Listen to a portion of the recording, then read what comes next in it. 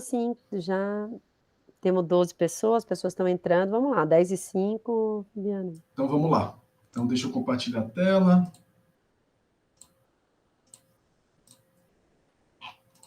Todo mundo vendo? Pronto, apareceu. Sim. Maravilha. Então hoje a gente vai fazer um intervalo, talvez como começo de ano, pensar um pouquinho, aproveitar a neurologia para a gente pensar o privilégio que a gente tem de fazer parte de uma universidade, de ter sido aluno, de ser sempre aluno, de ser professor, mas na verdade esse privilégio de aprender, né? Eu acho que a gente às vezes subestima tanto as instituições que nos permitem, a valorização social que nós temos, mas também essa maquinazinha fantástica do cérebro relacionada ao corpo e ao ambiente que nos permite esse aprendizado. E isso é tão, às vezes, banalizado que às vezes a gente passa por cima. Tem duas maneiras diferentes aqui de tratar da neurociência do aprendizado. Uma é ser bem molecular e bem neurociência dura e profunda. Nós temos 2 Nobéis já por conta disso. O Kandel, quando fala lá do aprendizado sináptico, e agora em 2017, dos japoneses, que mostra como que as alterações de conexão entre os neurônios formam a nossa memória. Mas eu acho que tem algo que a gente pode generalizar mais, talvez algo que possa ser talvez mais rico, que é uma visão um pouco mais ampla, uma visão um pouco mais rica e que não precisa ser tão profunda e tão desgastante, às vezes, ficar falando de molécula, de circuito dessa maneira, e eu acho que essa pegada vai nos ajudar um pouquinho. O interessante é que o aprendizado, ou como a gente aprende, não é um tema exclusivamente da ciência, pelo contrário, foi tema durante séculos, e ainda é tema da filosofia, e o legal é que a ciência atualmente consegue não só ilustrar, como rejeitar, refutar ou reforçar algumas dessas teorias. E uma das teorias, ou um dos embates mais clássicos no aprendizado, é como nascemos. Então, como é que o nosso cérebro lida com a realidade? Nós somos tábula rasa, ou nós já nascemos com preconceitos e nós já nascemos com uma organização que antecede o nascimento, e tudo que antecede o nascimento nós chamamos, a partir daí, de um pré-conceito, ou seja, algo que não é a cultura e o ambiente que me traz, mas eu já nasço com isso. E como é que o cérebro lida com a realidade? E o interessante é que essa discussão impacta muito em como a gente ensina. O cérebro é passivo na percepção do ambiente ou ele é ativo na percepção do ambiente? E é claro que isso influencia em como nós ensinamos. Então, só para começar, para mostrar como o cérebro funciona, eu acho que é legal mostrar um exemplo rico aqui. Tenta identificar o que é esse borrão preto e branco aí. Para quem nunca viu essa figura, o que você está experimentando agora chama cegueira experiencial. É a mesma cegueira que você experimenta no seu 4º ano, quando vai no hospital pela primeira vez e avalia um quadro clínico que você não tem a mínima ideia de como diagnosticar e de como proceder. É o mesmo problema, você não sabe nem o que interpretar, ou o que construir, ou o que absorver da realidade. Mas uma vez que você é treinado para entender que dor torácica tem tal caminho, que um déficit súbito tem tal caminho, você passa, a partir daquele momento, a interpretar diferente os próximos casos, que é o que eu vou fazer agora com você. A partir da demonstração do que é essa figura, eu vou curar a sua cegueira, e você nunca mais vai ser cego para essa figura. Então vamos lá? 3, 2, 1, curando cegueiras. Daqui para frente, quando eu voltar na figura, você não é mais cego. Você consegue ver a cobra agora com a mesma facilidade aqui e aqui.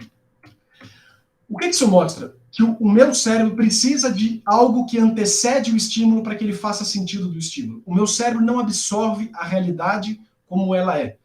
O meu cérebro absorve a realidade como o próprio cérebro é. O seu cérebro está, portanto, co-construindo a realidade a partir de dados prévios. Como eu falei, se antes do nascimento instintos, se depois do nascimento nurture, né? Aquele debate bobo nature-nurture, ele não existe, é um contínuo que aqui a gente vê. Então a gente nasce, felizmente, com muita coisa que antecipa. Então esse é o cenário que normalmente a gente pensa, que nossa percepção da realidade é passiva, então tem um estímulo externo, eu processo e percebo. Isso é burro no sentido evolutivo e muito lento no sentido perceptual, o que naturalmente não faria sentido, e portanto o que na verdade você faz é uma percepção ativa, que a gente chama. Eu tenho um preconceito da realidade, eu comparo o que entra e o que sai, aprendo uma novidade e a partir disso atualizo as minhas predições do mundo. Isso é chamado de percepção ativa, percepção bayesiana, percepção preditiva.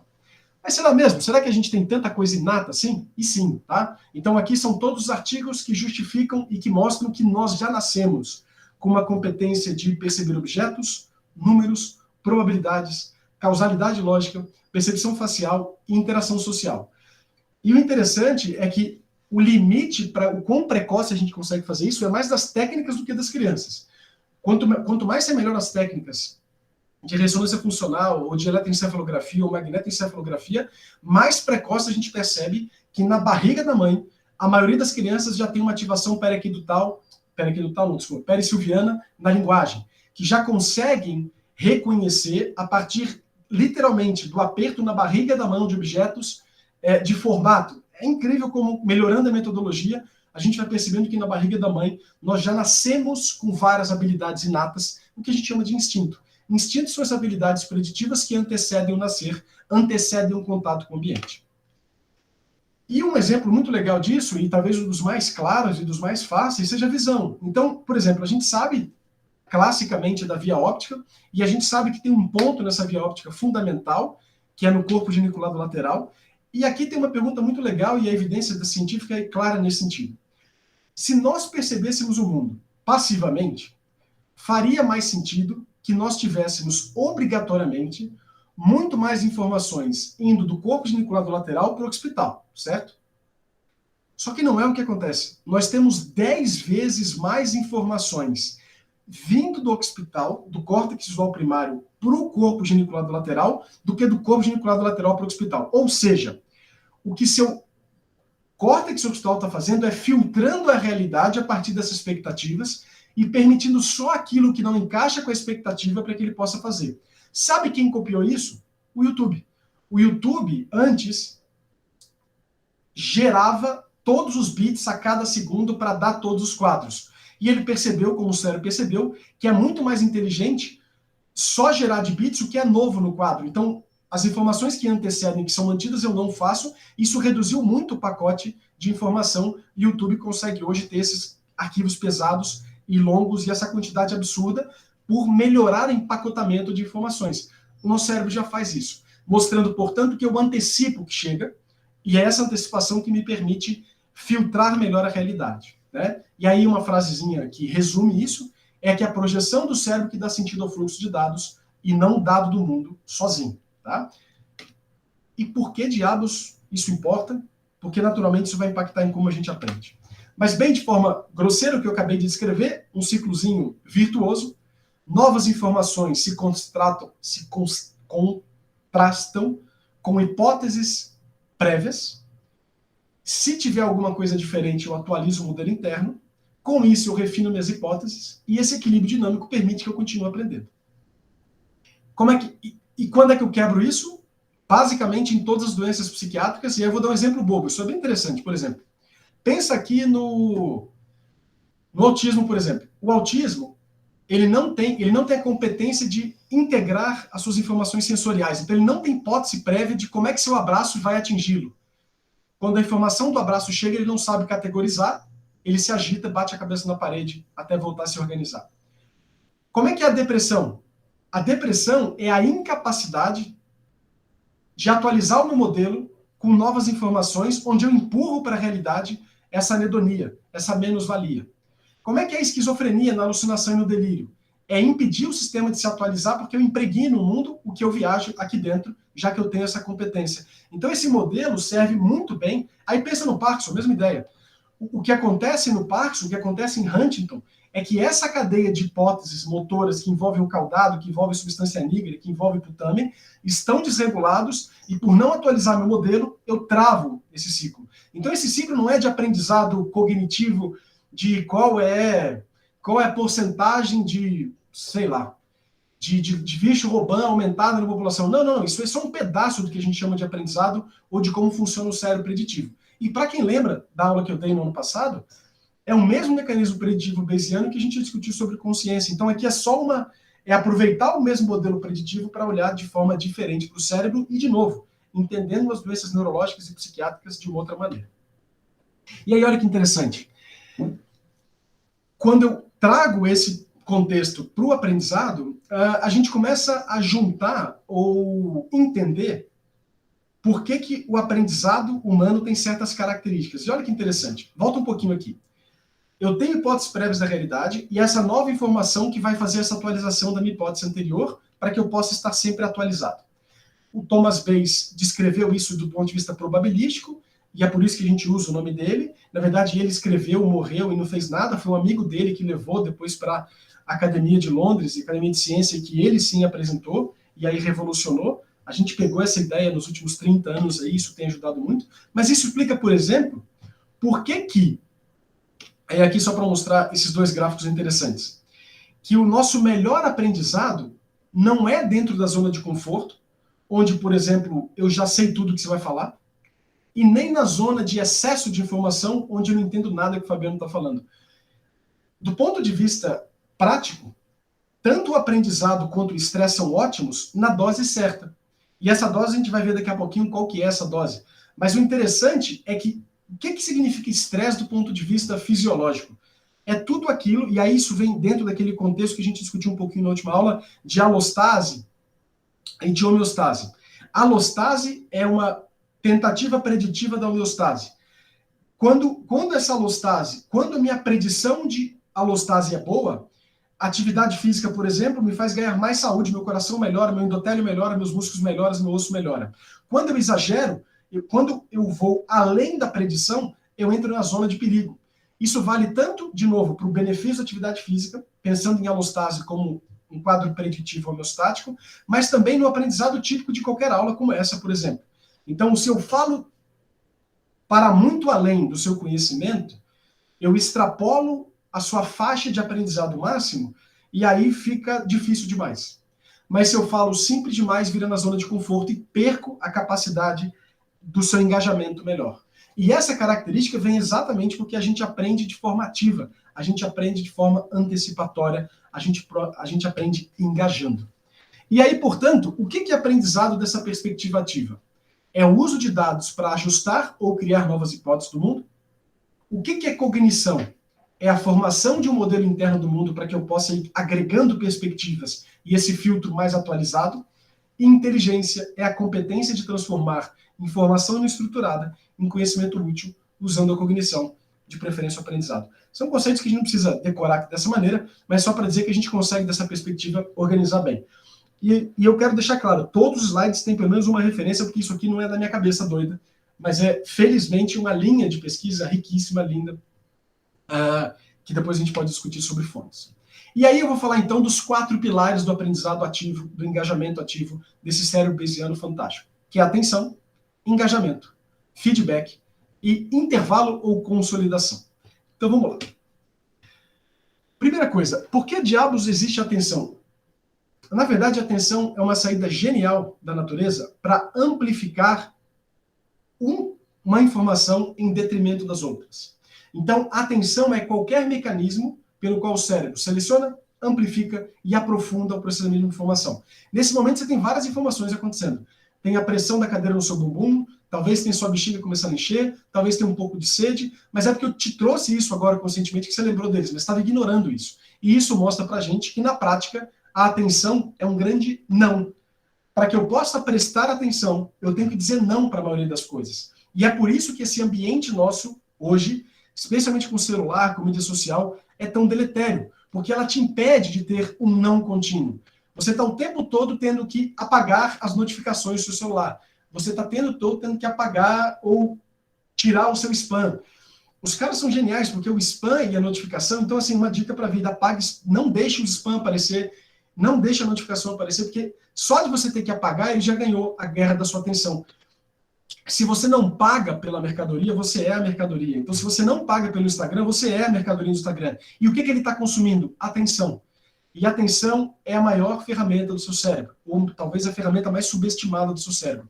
O próprio multitasking, que hoje é um elogio, é importante a gente discernir. Então, vamos falar um pouquinho aqui. O multitasking, por exemplo, o tempo todo o nosso corpo está fazendo multitasking. Nesse momento, o meu corpo está controlando a osmolaridade e me falando se está ruim ou bom a partir da minha sede, controlando glicose e, a partir disso, o hipotálamo vai dizer se estou com fome, controlando minha pupila e bababá.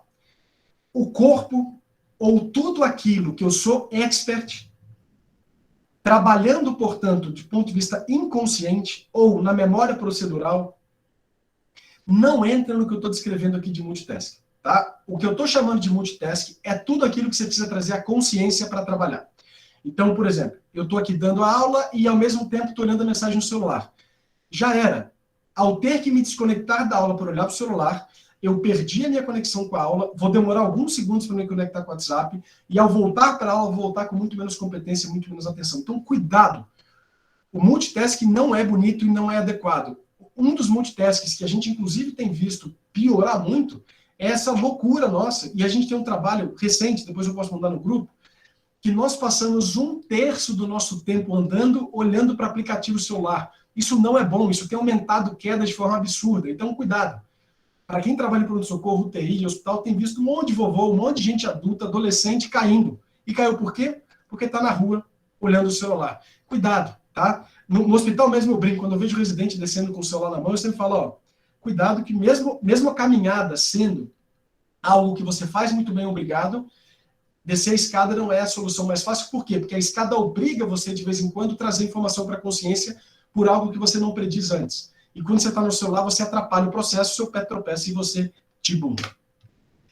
E aí uma dica, então, uma dica para melhorar a sua atenção é ter ambientes mais limpos, né? Então, por exemplo, essa sala de aula para criança, puxa vida, né? Mas isso é para criança, mas isso vale para a gente mesmo. Então, em casa, no seu consultório, no seu desktop, no seu telefone, limpa de preferência o número de aplicativos, agrega da melhor maneira, isso faz diferença. Se policia, isso é bem interessante, a gente se policiar para o tédio, assim.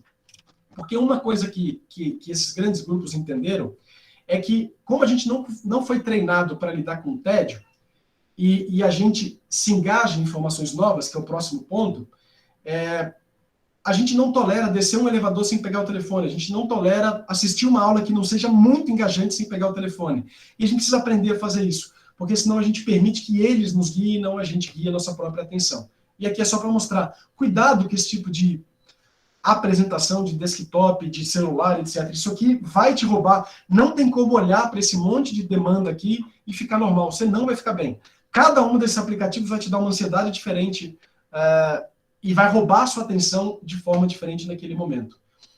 E o que fazer para a atenção ir bem? O que fazer para a gente poder fazer ou cultivar a atenção da melhor maneira? E aqui só 3 instrumentos ricos que podem nos ajudar. Um é esporte. Esporte é algo... E pensa bem, assim, é muito difícil estar jogando tênis, vôlei, basquete, futebol, correndo e conseguir obrigatoriamente fazer esse multitasking patológico. Pelo contrário, né, você acaba tendo muito foco e até tendo várias eurecas diferentes. Depois a gente pode falar nas perguntas sobre eurecas, por que eurecas acontecem nos intervalos, eu vou falar isso no 4º ponto. Música, instrumento musical, é algo riquíssimo. A música é a arte que mais recruta cérebro, que tem mais benefício a curto, médio e longo prazo para a saúde mental e para a prevenção de demência. E o próprio videogame, o videogame que foi tão demonizado, vamos ficar violento, vamos ficar burro. Não. Como tudo, a gente precisa entender a intenção por trás. O tempo importa e a intenção por trás do videogame importa. Até 2 horas por dia de videogame é benéfico para a criança, para o adulto, para o idoso, e a intenção por trás também importa. Então, o videogame intencionado ao aprendizado, ao contexto, ajuda. E mesmo aquele violento do tiro, mas que ajuda seu filho a se conectar mais com os amigos, também beneficia. Então, sem preconceito e mais conceito. E aqui é só para mostrar um trabalho bem legal, publicado no Lancet, mostrando que, para tratar TDAH, os jogos que normalmente eram colocados como culpados se mostraram benéficos. Então, de novo, depende muito da intenção, da atenção e do tempo usado. O segundo ponto, além da atenção, é o engajamento. Né? A maneira que nós formos formados, inclusive essa aula, por exemplo, é uma aula que ainda tem um pouco dessa herança de uma aula vertical, né, onde eu falo, e todo mundo fica quietinho e só depois pergunta, ela meio que nos deixa meio passivo, né, meio bicho preguiça. Só um parênteses biológico interessante. O bicho preguiça é lento pra caramba e, portanto, evolutivamente ele é meio burro da existência. Mas a gente sabe que ele é tão ruim a carne dele que os bichos evitam comer ele de tão ruim que ele é. Então isso é interessante. Então, ele tem o nicho dele de preguiça porque o bicho é ruim de ser comido, magrelo, sem carne. O bicho preguiça molhado, não sei se já viram, parece filme de terror. Ele não tem carne nenhuma, o bicho tem um gosto ruim pra caramba e por isso que ele sobrevive. Então os nichos da ecologia são interessantes. Mas muda um pouquinho de assunto. Nós somos não bicho preguiça, mas o Sherlock Holmes, nós somos detetives, nós somos curiosos. É incrível, eu tenho o privilégio de ser pai de uma neném de 2 anos, nem uma neném já está mandando em mim, na verdade, já é quase uma adolescente. É incrível quão curioso eles são, é incrível o quanto eles buscam atualizar os seus algoritmos e hipóteses da realidade o tempo todo. Seja na relação com você, fazendo charme, seja avaliando uma coisa caindo, seja avaliando uma relação entre objeto, entre causa e consequência, é inacreditavelmente lindo. A minha filhinha agora de 2 anos começou a imaginar as coisas, imaginar cenário, a gente chama isso de counterfactual thinking, que ela imaginar e se, então ela brinca com a boneca, e se fizer aquilo. É incrível como o cérebro é naturalmente curioso. E a gente, na sala de aula, acaba sacaneando, botando todos eles sentados e calados, quando a gente passa os primeiros anos ensinando eles a falar e a mexer. É totalmente contraprodutivo, né? A nossa escola é feita para formar técnicos, não é para formar cidadãos e nem pessoas pensantes. E a gente precisa repensar isso com calma. A curiosidade é tão fundamental para o ser humano que ela ativa o sistema de recompensa, né? O sistema de recompensa é tão mal falado, meio toscamente falado, mas a gente sabe que o sistema de recompensa está ligado a tudo que aumenta a sua chance de sobrevivência. Sexo, alimentação, abrigo, relações humanas e curiosidade. Por quê? Porque quanto mais informações eu tenho do ambiente, maior a chance de eu me adaptar a esse ambiente, portanto, sobreviver. É claro, de novo, que a quantidade de informações que a gente absorve hoje no Instagram, no WhatsApp, no YouTube, é demais, e é demais mesmo. Então é importante a gente selecionar. Se possível, se der, olha num período pré-determinado a mídia social, olha no pré-determinado WhatsApp, evita o tempo todo, por não controlar seu tédio, olhar isso, porque isso vai te desgastar. Evita, por não tolerar o tédio, ter que estar ouvindo um podcast o tempo todo. Isso vai sobrecarregar sua atenção, isso sobrecarrega a atenção, sobrecarrega afeto e emoção, e no fim do dia você vai estar mais desgastado. Basta só você ter um pouco mais de controle sobre sua própria atenção, que você vai acabar tendo um desfecho no final do dia muito melhor, né? E o que a curiosidade implica? Que eu vou estar curioso para aquilo que foge em parte da minha expectativa. Nem de mais e nem de menos. Volta naquilo que eu falei. Existe uma zona adequada, existe um Goldilocks zone aqui que importa para aprendizado, que é o quê? Se está fácil demais a matéria, eu broxo de tédio. Se está difícil demais, eu broxo no sentido de burnout, talvez. Então, existe essa zona perfeita para que a gente possa aprender. E o mais interessante é que esse trabalho está até publicado na Nature, é que a gente descobriu, entre aspas, a quantidade de informações novas que eu preciso para te manter engajado, né? E essa porcentagem é próximo de 85%. Então, 85% de informações é aquilo que você já sabe e 15% quebra a sua expectativa. Isso, felizmente, alimenta muito esse engajamento e te mantém engajado o tempo todo. E olha que interessante. Uma das melhores maneiras de você engajar qualquer pessoa, literalmente qualquer pessoa, é começar do ponto em comum que você tem com ela. Então, por exemplo, nosso ambulatório, a gente tem os alunos do 4º ano que ficam com a gente. É muito fácil a gente esquecer o quanto a gente sabe a mais do que o aluno do 4º ano. Isso chama ignorância do conhecimento ou ilusão do conhecimento. Isso é um viés.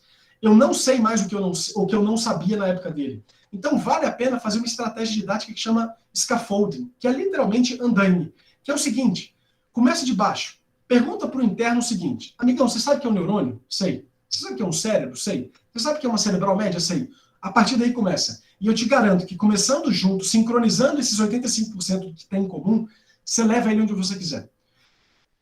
Se o interno do 4º ano souber o que é um neurônio, o que é uma sinapse, o que é um vaso, o que é um cérebro, não tem por que você não ter competência de ensinar ele literalmente qualquer coisa em neurologia. Dá para ensinar. Você só precisa começar de uma base em comum. Não dá para falar sobre NMDA se você não sabe se ele sabe o que significa anticorpo, o que significa encefalite autoimune. Em que contexto eu penso nisso? Em que contexto eu vou pensar no TREX1 ou bababá, no genital, porque eu vi uma leucoencefalopatia que não me parece uma clássica de microangiopatia, porque é precoce. Então, usar o scaffolding é bem rico e sempre funciona. Começa do começo e sobe junto, isso é bem rico. Tá? E aí, o contraste, né, dessa perspectiva com o que a gente teve a vida inteira. Nossa perspectiva sempre foi essa: cala a boca, senta e anota. E a gente sabe, aqui é só uma brincadeira, né, mas essa Estado da Liberdade, ela tem uma estrutura, é que não dá nem para ser tão passivo quanto era a nossa educação, mas também não pode ser de qualquer jeito. Não dá para achar que uma criança de 6 anos, sozinha, vai brincar perto de uma árvore, ver uma maçã cair e ter um insight do Newton para aprender gravidade. Não, isso é ridículo. Então, nem uma criança solta num parque vai ter as condições, mas nem a gente calado, quieto, anotando num quadro ajuda. Então, o meio do caminho aqui é fundamental para que a gente possa chegar no método didático adequado para cada um de nós. Passando aqui, então, para o terceiro ponto, que é o feedback. Pensa bem, a gente cresce passo a passo, ou melhor ainda, a gente cresce erro a erro. E esse é o grande problema da gente punir a tentativa de sincronia de cognições, que são as perguntas, que são os erros. Pensa bem, o que é o erro? Eu tenho uma hipótese da realidade e eu executo. Isso não encontra o que a realidade me dá. Se eu olho para o erro com essa mentalidade de crescimento aberto, o erro é o melhor feedback possível para crescer.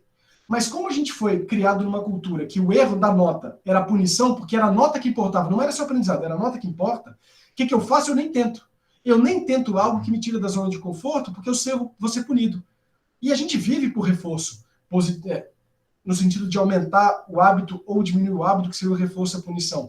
Então a gente é criado num ambiente que impede a minha coragem de ir atualizando. Eu sempre incentivo os internos a perguntarem por quê. Porque quando você pergunta, você parece bobo por 30 segundos. Quando você não pergunta, você continua bobo o resto da vida. Né? E a ideia de bobo é até ridículo. A gente precisa estar tranquilo com a nossa ignorância, a gente precisa estar tranquilo com as nossas dúvidas. É pelas dúvidas que a gente cresce, é pela dúvida que a gente faz pós-graduação, que a gente faz pesquisa. A pesquisa é nutrida pela ignorância e ninguém tem vergonha disso. E a gente não devia ter vergonha de não saber. Pelo contrário, a gente devia ter orgulho, não no sentido de louvar a ignorância em si, mas de entender que a gente está sempre aqui para aprender e ensinar e ter essa troca adequada. Então a gente cresce erro a erro, passo a passo. Né? E o feedback é uma das maneiras mais ricas, seja a porrada do mundo te mostrando que você errou, ou seja um contexto bem feito dado por alguém que sabe dar um feedback para o seu crescimento. Né? O feedback hoje, quando a gente ouve a palavra, a gente fica assustado, porque, ainda mais em português, porque feedback é crítica, a gente já fica morrendo de medo. Né? A gente já fica morrendo de medo porque a nossa crítica, como é dada hoje, é só porrada. Não há um aperto de mão no sentido de construir junto o conhecimento. Há só uma porrada de alguém que é melhor que você, entre aspas, e te julga e te critica. Né? O interessante, no entanto, é que existem ferramentas de feedback. Esse slide é um pouco longo, então eu vou deixar ele completo aqui, vou falar ele mais rapidamente, e depois eu posso passar essa aula para quem quiser, manda no grupo, manda por e-mail, para quem quiser depois, para poder ler esse slide um pouco mais calmo, mas é só para não tomar muito tempo de todo mundo. Então eu vou passar mais rápido, eu vou só deixar isso aqui, mas eu acho que vale a pena a gente entender um pouquinho. Então, a primeira coisa é o feedback. Então, vou pegar o Marcondes. O Marcondes tomou uma conduta na consulta que eu achei que não foi adequada. É na frente do paciente, naquele mesmo momento, que vale a pena fazer o feedback, mesmo que seja o melhor feedback do mundo? Provavelmente não. Então, eu ter a noção de qual é o melhor momento de conversar com o Marcondes, importa. Por isso que o primeiro ponto é prepare a sessão. Tá? Então, reservar o tempo, reserve o local. Segundo, Marcondes, podemos conversar sobre o seu crescimento? É difícil ouvir não nesse sentido, né? Hernandes, podemos conversar sobre o crescimento? Anne, todo mundo. É quase impossível não, né? Todo mundo quer crescer e quer melhorar. Então, quando você já começa dessa maneira, você já estabelece um clima emocional livre de juízo e, pelo contrário, para frente, o que é bom. Aí a primeira dica também legal é ouça, né? Então, Marcondes, a gente discutiu hoje 3 casos. O que você achou desse dia? O que você achou do seu atendimento? E aí o Marcondes pode perceber ou não o que ele cometeu de gafe. E aí você pode começar, quando você for falar depois de ouvi-lo, comentar pelas partes positivas. Putz, Marcondes, com aquele primeiro paciente eu achei que foi muito legal o relacionamento que você criou, a maneira que você abordou o tabagismo, a maneira que você estimulou ele ao controle pressórico. E aí, depois, você coloca o ponto negativo. Mas também não adianta ser aberto. Não, Marcondes, você foi um péssimo médico. Pô, mas o que você me ajudou falando isso? Não adianta nada. Seja o mais específico possível no ponto negativo. Marcondes, eu acho que na hora de conversar com o paciente, quando ele não estava aberto a parar de fumar, você acabou tendo essa resposta afetiva. Você percebeu? Puxa, Fabiano, percebi, e isso aconteceu porque o meu tio agora está com câncer de pulmão e sem querer, querendo, eu misturei as coisas. Olha que interessante, você acabou permitindo que ele se abrisse, você foi específico na conversa, e aí olha que interessante, a partir daí, como é que a gente resolve isso, Marcondes? Vamos ler tal artigo? Existe, Marcondes, uma estratégia que fala sobre mudança de hábito que foca exatamente nessas etapas, para entender em que ponto o paciente está. Vamos ler junto? Vamos semana que vem bater um papo sobre essas estratégias? Vamos talvez pensar em estar essa aula na quarta-feira na reunião que a gente faz junto? Isso ajuda demais e faz toda a diferença. O Marcondes sai de lá provavelmente até grato por isso. O próximo paciente que for atendido pelo Marcondes vai ser muito melhor atendido, provavelmente.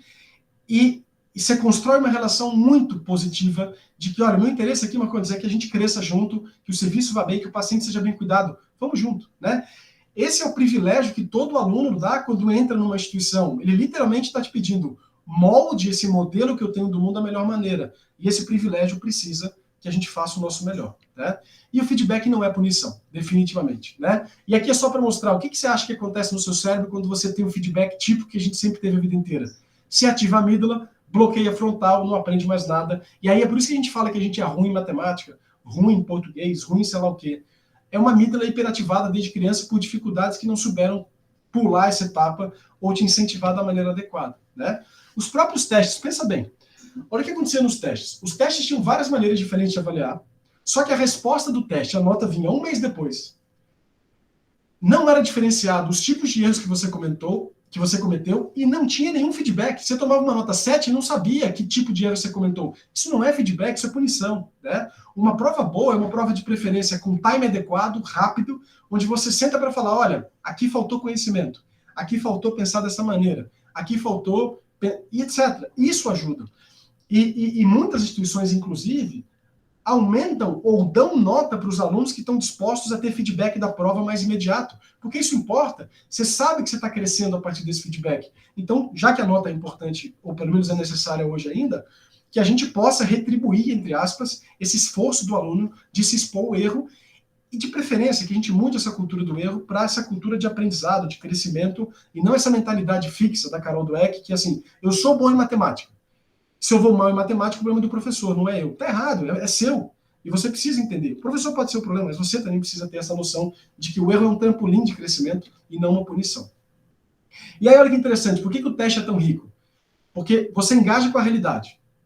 Eu testo as hipóteses que eu tenho. E minhas hipóteses podem ser boas ou não. Mas o feedback de uma prova bem feita, de forma objetiva e não punitiva, me permite crescer. Porque essa ilusão do conhecimento que, assim, eu acabei de ler um capítulo. Está na memória de trabalho, mas não está na memória de longo prazo. Você acha que você sabe. A prova te confronta a isso. Tanto é que, olha que interessante.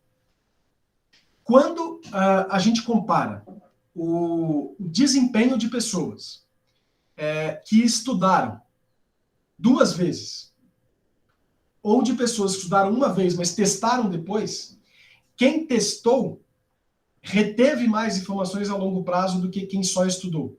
Exatamente porque o teste te confronta aquilo que você acha que sabe com o que você sabe. Então o teste é super legal.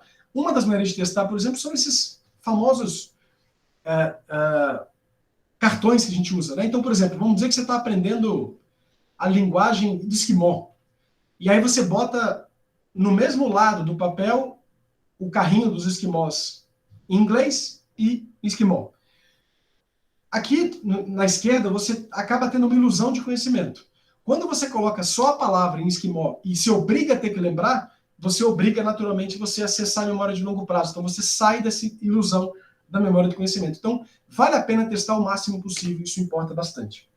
E finalmente, além da atenção, engajamento e feedback, a quarta parte do aprendizado é a consolidação, é a transformação da expertise.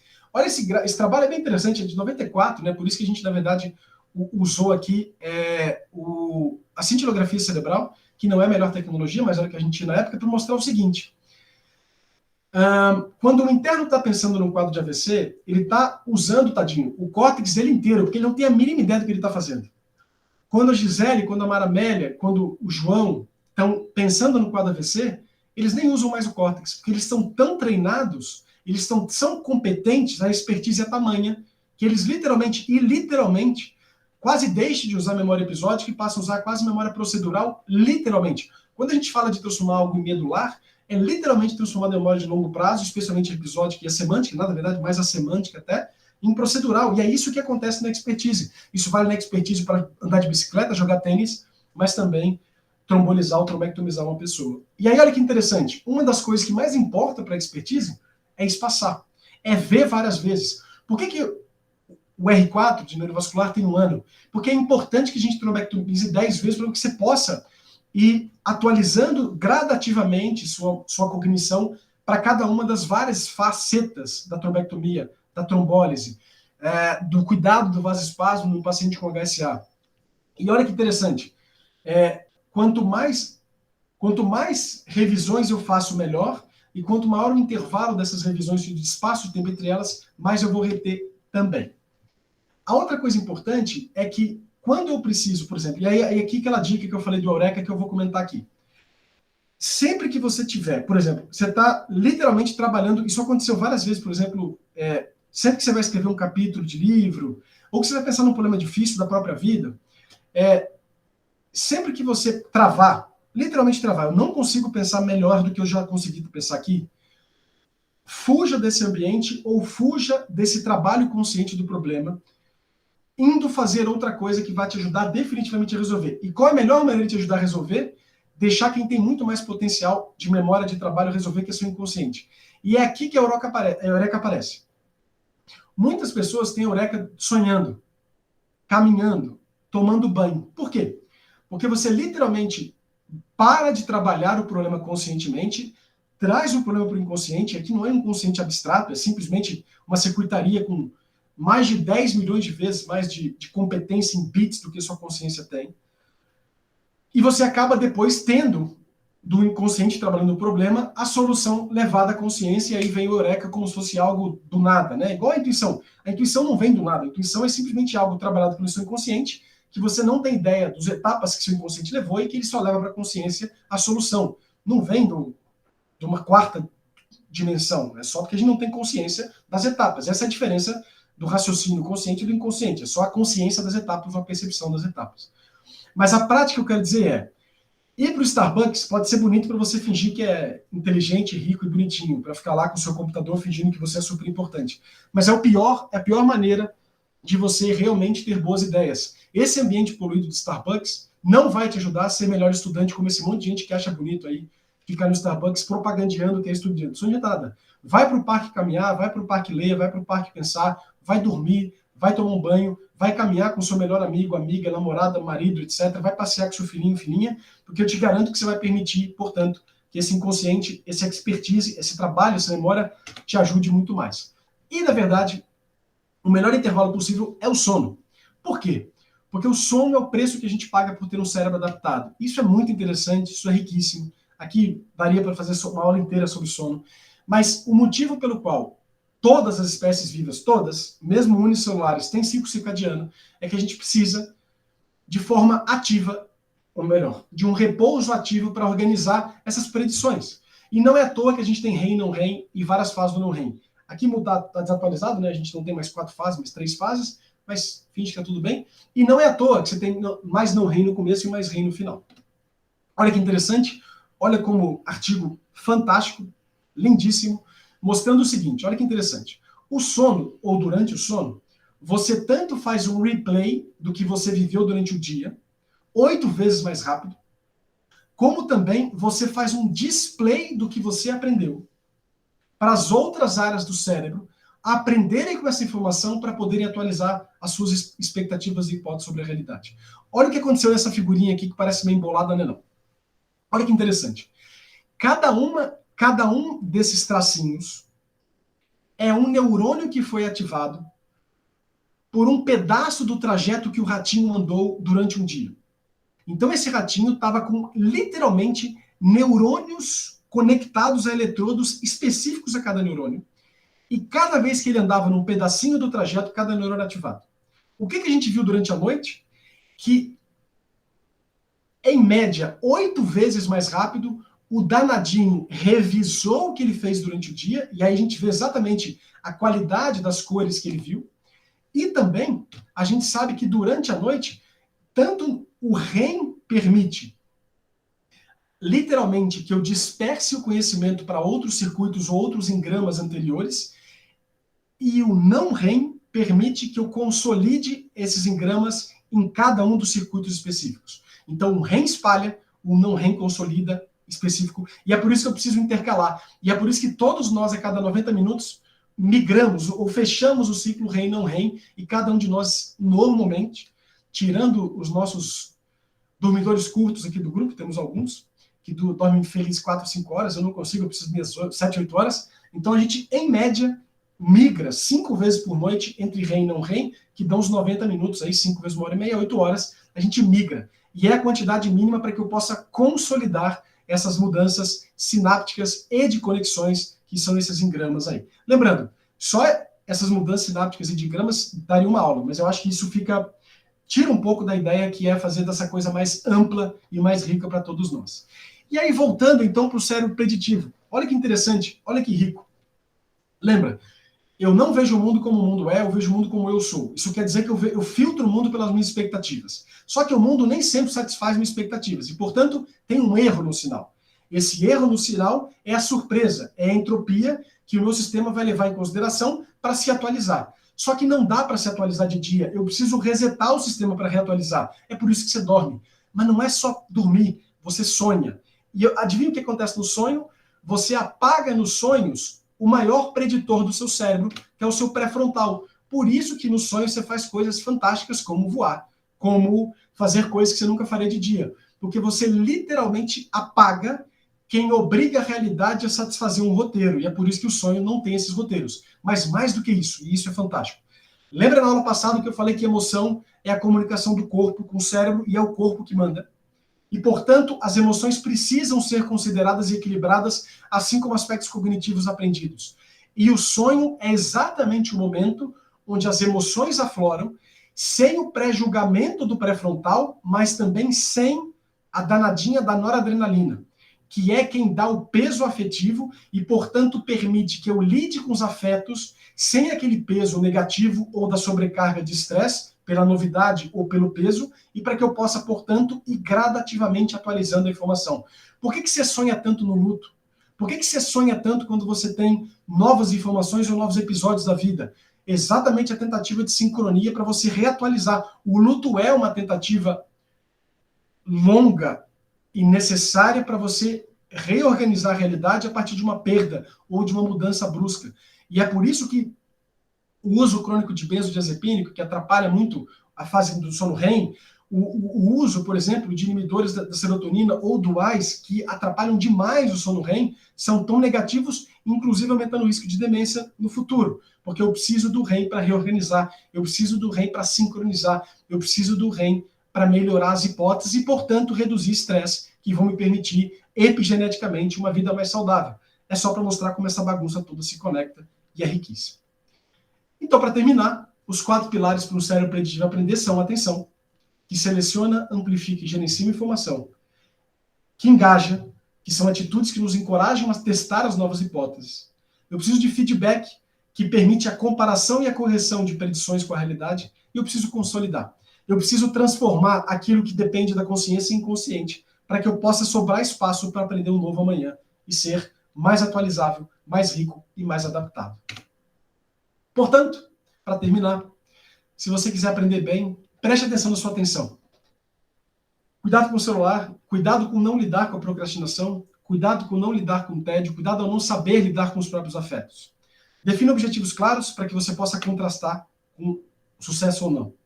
Mantenha as pessoas e você engajado. Como eu acho que vocês já aprenderam, todo assunto é interessante. Depende de como você olha para ele e com quem você conversa. Literalmente, todo assunto é fantástico. Só tem que pegar uma pessoa engajada e com tesão, que eu garanto que tudo fica muito interessante. Encoraje o esforço e tentativa e não o resultado. Cuidado com o aplauso, cuidado com afirmações de caráter, afirmações definitivas de eu sou bom em tal coisa. Não. Você está bom e vai continuar bom se você mantiver essa abertura e esse esforço e esse encorajamento, né?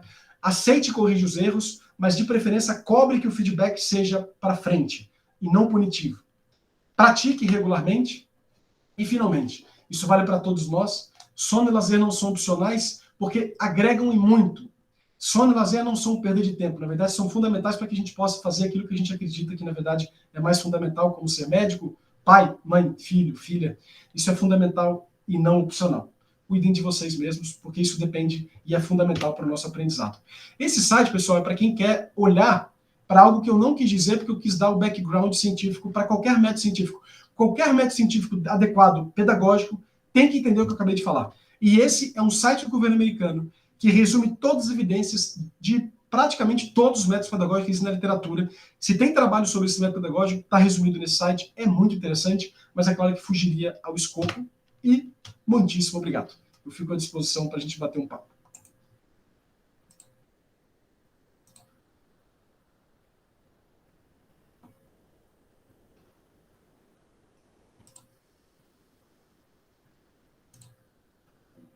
Muito bem, doutor Fábio. Eu tenho só algumas observações, bem rápidas. Você falou da compactação, da forma como a gente conseguiu entender o cérebro, né? Que às vezes compactar informação, ou seja, fazer mnemônico, resumir, criar mapas mentais, associação com figuras, etc. Outras estratégias para compactar a informação foi incorporada na informática, por exemplo, do MP3. Eu não diria nem YouTube, MP3. Antigamente você tinha um CD com 200 músicas. Foi esse princípio. Eles viram que o arquivo habitual de música ele tinha uma série de lacunas desnecessárias. E passaram simplesmente a estivar essas lacunas e criaram arquivos menores de alta qualidade e que conseguiu aí revolucionar a forma como a gente se comporta com os dados. Não? Então, acho que foi a primeira revolução. Segundo, sobre o ambiente de aprendizado, você fala assim, um ambiente tranquilo e calmo, a Starbucks, por exemplo, não seria o melhor ambiente para aprender. Aí eu vou dar com máxima vênia o contrassenso, uma vez que eu estava escutando de um meu professor de inglês. E aí eu fui ver um pouco na literatura e de fato existe. Às vezes quando você quer aprender língua, estar num ambiente estressor é um ambiente muito mais próximo da sua realidade do que um ambiente altamente controlado. Então, nesse caso, dessa hiperexcepcionalidade, faz sentido você estar num ambiente estressor e estressado, desorganizado, para aprender, por exemplo, uma língua. É um pouquinho diferente, João. Aí vale a pena. Isso é bem interessante o que eu vou te falar. Isso é fantástico. Assim. Então, por exemplo, isso é bem legal, por exemplo. Eu vou dar um exemplo que vai parecer estranho, mas você vai entender. Pacientes que têm bipolaridade e que aprendem algo em mania têm mais facilidade de lembrar o que ele aprendeu em mania no próximo episódio de mania do que nos outros episódios de depressão ou de normal humor, vamos dizer assim. O que você está descrevendo é um pouquinho diferente, é uma especificidade. É o seguinte: se eu vou executar a minha ação de falar alemão em público, treinar falar em alemão em público facilitaria porque eu estaria mais adequado a todo o restante distrator que aconteceria. Isso é real, isso é um fato. Mas isso não quer dizer que para a mesma situação calma, tranquila, de estar ouvindo em YouTube alemão, isso vai fazer a mesma diferença. E aí tem essa situação. Então, ou seja, vale a pena tentar aprender. Então, mesma coisa, por exemplo, Tom Brady, o maior campeão da NFL, além de ser marido da Gisele, ele treina em estádios barulhentos, ou ele simula o barulho do estádio, porque é assim que ele vai jogar. Isso facilita ele a tolerar na hora distratores que ele não treinou anteriormente. Isso é verdadeiro, mas isso não quer dizer que isso é generalizado, tá, João? Então, quando você vai pedir um pedido no Starbucks, realmente vale a pena simular a confusão do Starbucks e a distração do Starbucks. Mas na maioria das vezes, onde esse aprendizado independe de contexto, vale a pena ter isso mais tranquilo. E aí uma coisa legal, João, que você falou, que eu acho que é super interessante falar. Eu adoro estudar, por exemplo, com música. E às vezes até música mais pesada mesmo. Eu sou baterista, eu gosto de rock, etc. E olha que interessante. Como a gente é distraível, é como se você tivesse que escolher o seu veneno, no sentido de eu vou ter um poluente do ambiente que está dentro da minha previsão para que, se eu fuja, eu não fuja o suficiente para me perder do que eu estou querendo aprender. Então eu estou ouvindo lá Guns N' Roses, vamos dizer assim. É algo que eu já conheço, ouço há 20 anos, então fica fácil. Quando eu fujo, é algo que eu entendo e eu volto. E é por isso que muita gente gosta de um barulhinho, um ruído de fundo. Isso não é prejudicial, desde que o ruído não seja algo tão não familiar que me sequestre pela novidade, mas que também não seja tão banal para que, se eu fugir, eu vou querer fugir para outra coisa. Então, realmente, João, talvez eu falei que parecia uma coisa meio absoluta, não é. Então, vale a pena escolher o seu veneno, no sentido de talvez uma música de fundo, etc. E sim, o contexto de execução pode influenciar o contexto de aprendizado. Então, legal que você comentou, porque eu acho que dá para refinar melhor aí o que você disse. E essa parte da música habitual é muito interessante, né? Porque é exatamente isso, você evita um distrator. Se você coloca um estilo musical que é muito diferente daquilo que você está habituado, daquilo que é do seu gosto, você pode criar um distrator tão grande a ponto de você perder o foco naquilo ali que é, por exemplo, sei lá, estudar neurologia. Então, realmente é uma coisa que eu gosto de fazer, por exemplo, ouvindo jazz. Bota um jazz bem baixinho, assim, e aí acaba ajudando bastante, porque você acaba ativando outras áreas cerebrais, cria um plano de conforto, né? Aquela história, eu sempre brinco que o cérebro feliz é aquele cérebro que aprende muito mais, né? Então, vídeo com a disfunção cognitiva dos pacientes depressivos, por exemplo, né? E aí, só para explicar um pouquinho, né? O humor tem a ver com essa. O humor é literalmente o aspecto qualitativo da sincronia com o ambiente. Então, o deprimido, por conceito, está desencaixado e sem encaixe no aprendizado. Então, é por obrigação, é conceitualmente obrigatório o deprimido não aprender.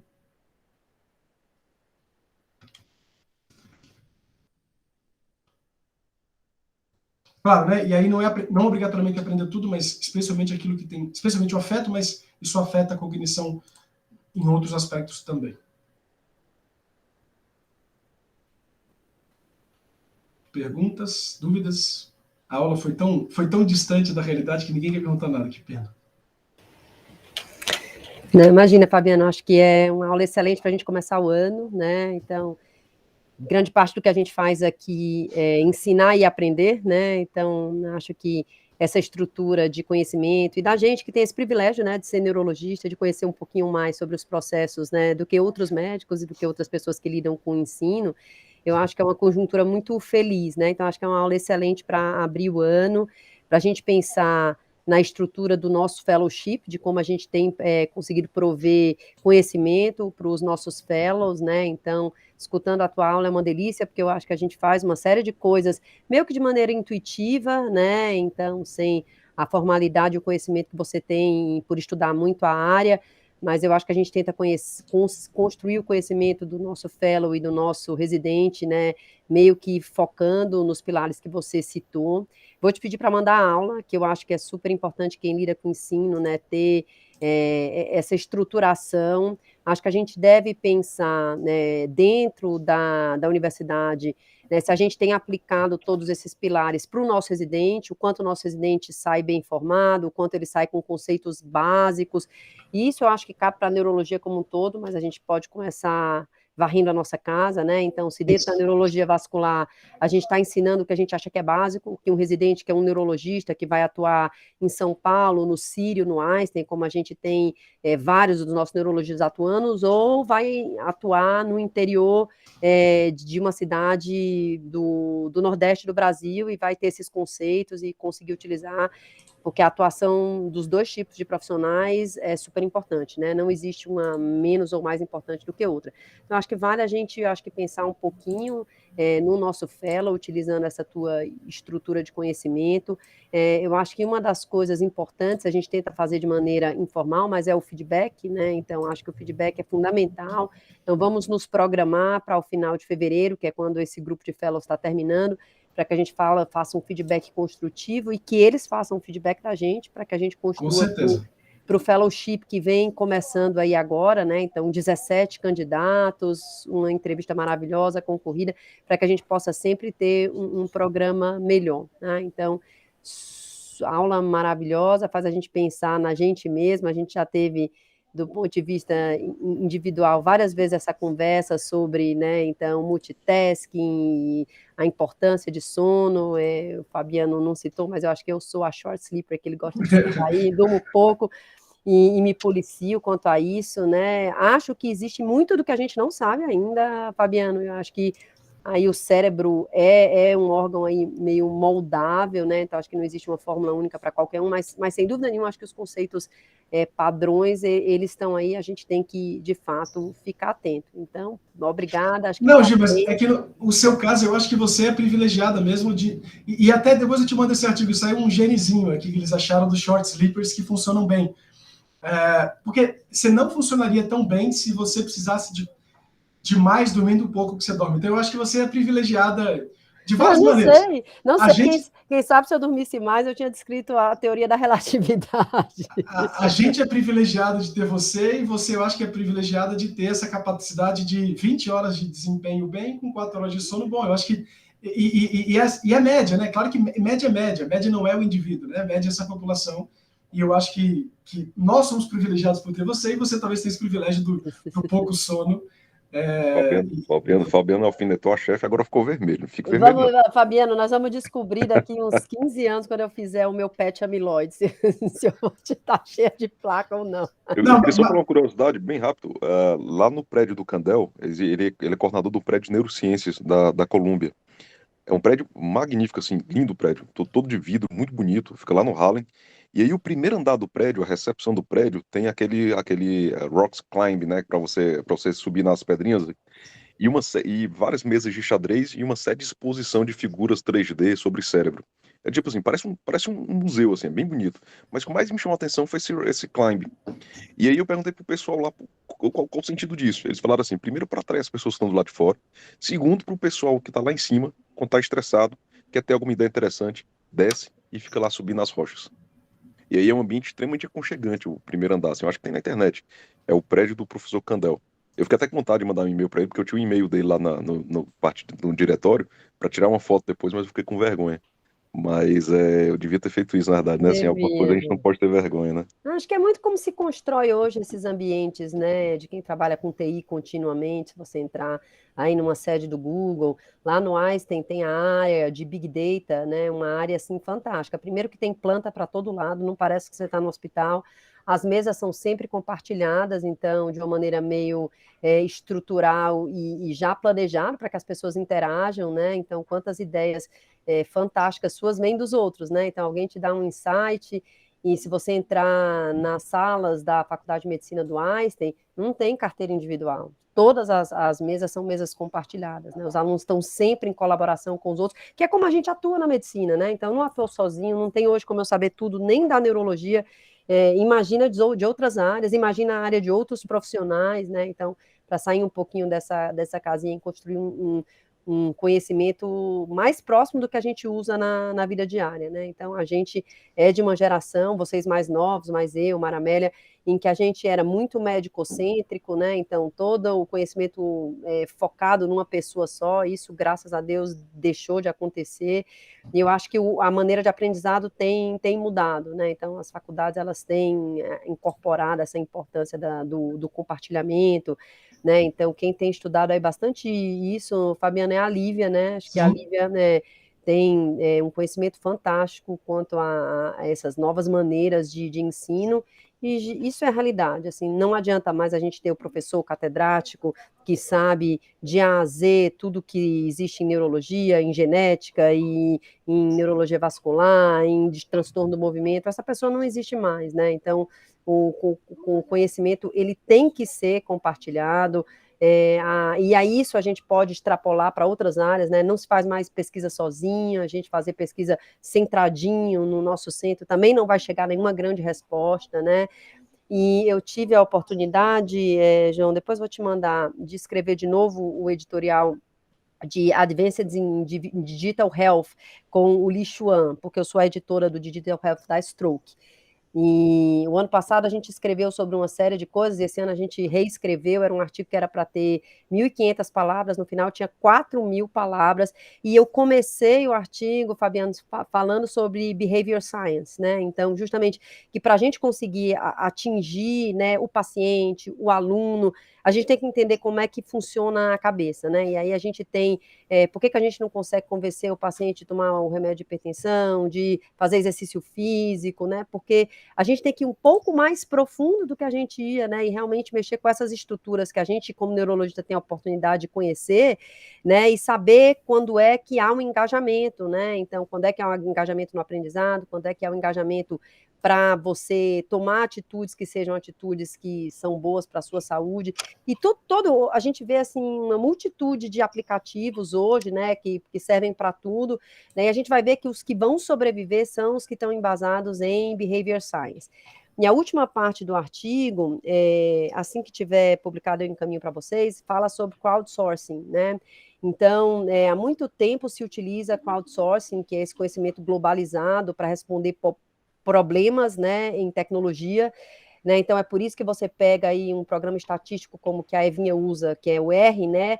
E é muito melhor do que um programa que eu e o João somos acostumados a usar, que é o SPSS, porque ele nada mais é do que um grande exemplo de crowdsourcing, né? Então é um bocado de gente boa pensando de maneiras diferentes e chegando a soluções muito melhores do que, né, uma dúzia de pessoas pensando em como resolver problemas de tecnologia. Então, um dos exemplos maiores de crowdsourcing, por exemplo, é o Waze, né? Então, por que é tão fantástico? Porque a gente tem todo mundo contribuindo para isso.